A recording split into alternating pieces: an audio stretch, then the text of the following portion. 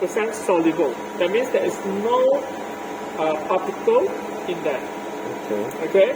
Because when he spins fast, the insoluble particle will go into the middle and it will clog. So it becomes very, very viscous at the end because everything been sucked in the middle and then it clogs it.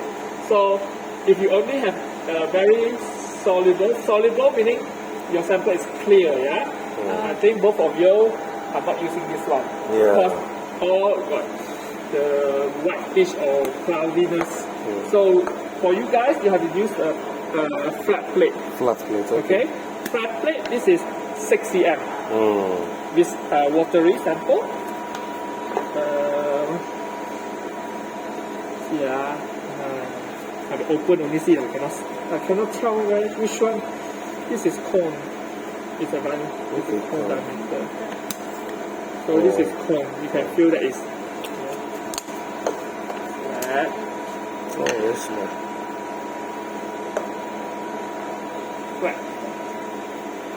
Flat plate. Okay, this is maybe Darcy want to try this or the other one. Somebody use it and they're not cleaning it properly. Good on here. Okay, must be I know who. Biologist one. And I can clean it later on. This is good. You need a fork.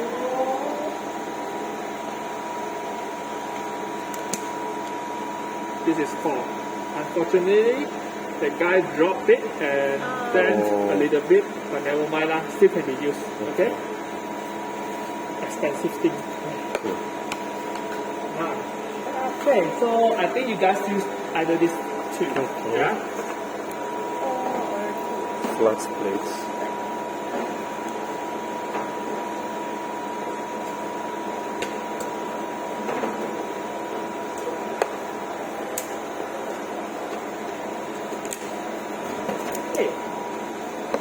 So let's try 4. Okay, in between. Alright? So put it here first. So once you select, then you can attach your geometry. This is, we call it geometry, yeah? So it's the same thing. To attach the geometry, you put the geometry, okay? And there's a screw there. Alright, so you just go slot it in, you can push, okay? And then you just screw from the top. How tight? Finger tight. Okay? You see? When you screw it, it's free flow. Yeah? Okay? Then you have to calibrate. So once you attach it, you calibrate, and then you go to geometry here. Geometry, you can just open, okay? Because I already have all the geometries. Setting is here. You open, don't put new, yeah, because already. So in this case, you can see the cross hatch just now the surface very rough one. That's cross hatch. So for your case, you only do either 4mm, 40 millimeter, or the 20 millimeter, depending on which one are you using. Okay, small one is 20 millimeter steel plate. So because of this one, I use the 40. So I just keep open. Okay. So once you open, they'll ask you invalid any current. Yes. Okay. Okay. Invalid. Yes. And then do you want to map? No, I'll do it later. Okay. Okay. Once. Okay. I put a take note. Solvent trap. If you are doing for a long time, solvent trap is basically this is a solvent trap. Okay. Basically, we'll put water inside there and then the covering to make sure the humidity is, because if you do it for a long hour, some people do 1 hour, 2 hours, the sample tend to be dry. So we'll put water on top of it so that it will actually remain the high humidity so that it won't dry out. But for your case, I think don't worry So you will see from here, 740, standard steel parallel plate, meaning it's flat plate, and then the material is steel, and then it has a solvent trap, so I will check. Alright? So you check, click the dimension, now it's in the and then you go to the dimension, 440, check, everything checks. Sometimes people change. Already set up the thing, so it doesn't matter. Okay, then you go to setting, we have to calibrate again. Okay, again, because just now I only check the inertia of the probe only. Now it's together with the geometry.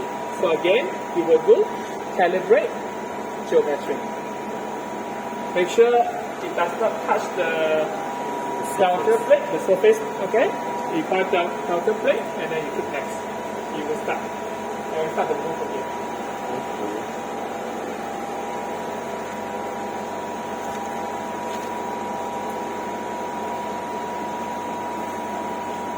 Within 30 seconds, you will. So again, you will check back the previous value. Okay, you can see instrument initial just now one. Geometry initial 7.56, 7.56. Okay. Okay, total is 23 point. So it's same as previous. So this is before. This one is before we move here. This one is so it doesn't change much. So it's okay. Alright. How much change you will need to notice? You will see a very big difference. Right? If your geometry didn't attach properly, you will see a very big difference. Like 9, 10, something. You know, small difference is fine. The decimal point, 1 decimal point is fine. Okay. Okay, part 3. Okay. Once finish, it will automatically capture. Okay. Part 3 is the whole thing we want to set up now. Okay. Okay. Again, back to the option. You go to instrument. Alright. And then you go to miscellaneous. Okay. Then we go to we will calibrate the bearing friction. Bearing friction, basically it will spin in a very high speed, and then the friction between the probe geometry and the surrounding air will be calculated. So you either minus, especially when you do flow very fast. So the friction between the air also contribute a little bit of a value. So we have to minus off. That's all. Click. Calibrate again, don't touch the thing, and click. You will see now it is spinning in a very high speed. Yeah? So you try to get, because surrounding the air, the friction will be there. Yeah? So you see.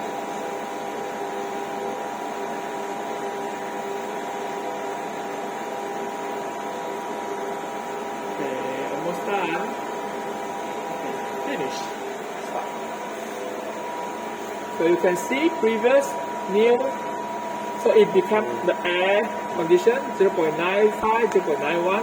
Fine, it's fine. Does the temperature affect the air? Air depends. Not really. It's depends. Actually, the humidity, because moisture got the water molecule in there, it will have.